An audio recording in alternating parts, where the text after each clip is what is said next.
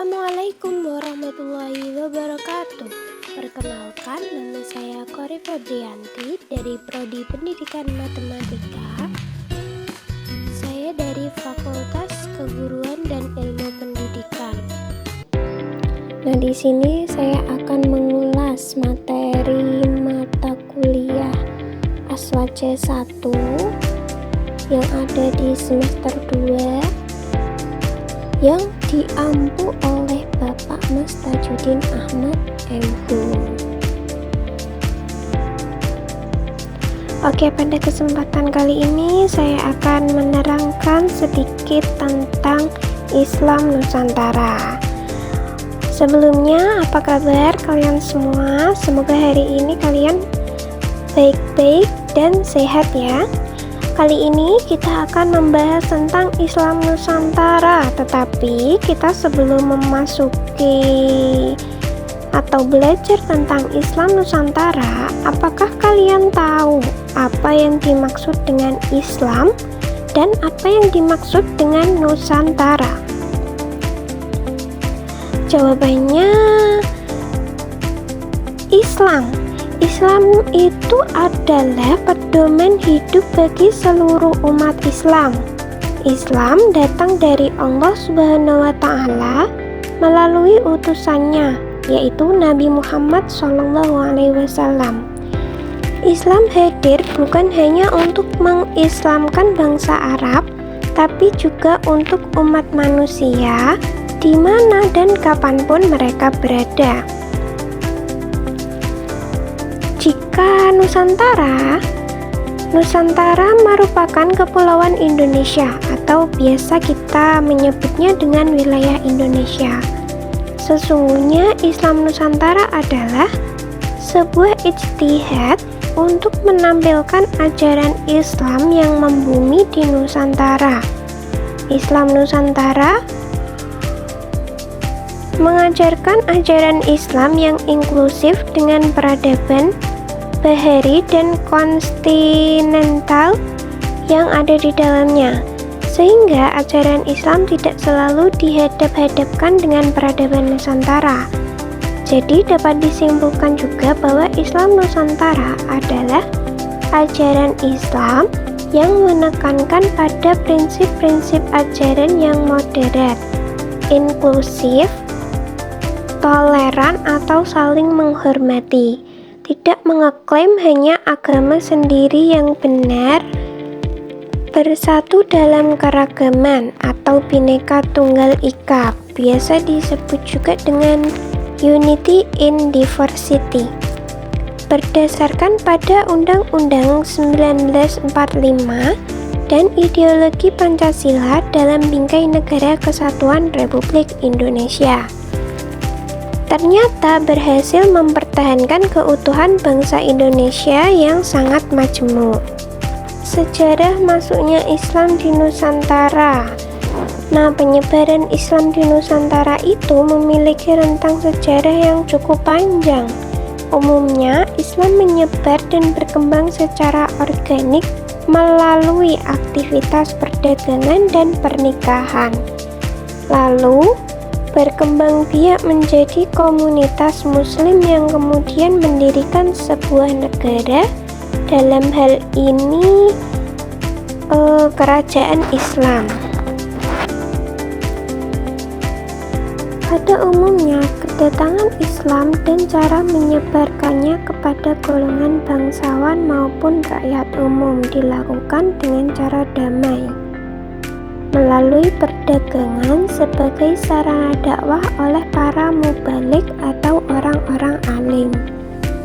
Kadang-kadang pula golongan bangsawan menjadikan Islam sebagai alat politik untuk mempertahankan atau mencapai kedudukannya, terutama dalam mewujudkan suatu kerajaan Islam. Kedatangan Islam di berbagai daerah di Indonesia tidak hadir secara bersamaan. Demikian pula dengan kerajaan-kerajaan dan daerah yang didatanginya. Ia mempunyai situasi politik dan sosial budaya yang berlainan. Kemudian karakteristik Islam Nusantara. Yang pertama itu ada tawasud. Islam Nusantara menetapkan pentingnya jalan tengah dalam memahami dan mengamalkan ajaran Islam. Moderat berarti tidak condong ke sikap ekstrim, baik ekstrim kanan atau disebut radikalisme, maupun ekstrim kiri yang biasa disebut liberalisme yang kebablasan.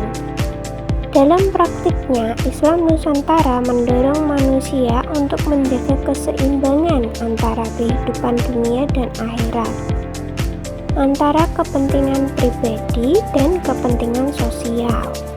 Jadi, Islam Nusantara mengajarkan umat manusia untuk bersikap moderat dan seimbang dalam beragama, menghindari sikap ekstrim, serta mampu menempatkan diri secara bijak antara aspek sosial dan individual dalam kehidupan sehari-hari.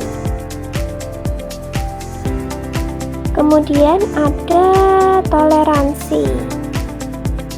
Islam Nusantara bersikap terbuka terhadap keberagaman, baik perbedaan dalam pandangan keagamaan, madhab, maupun budaya.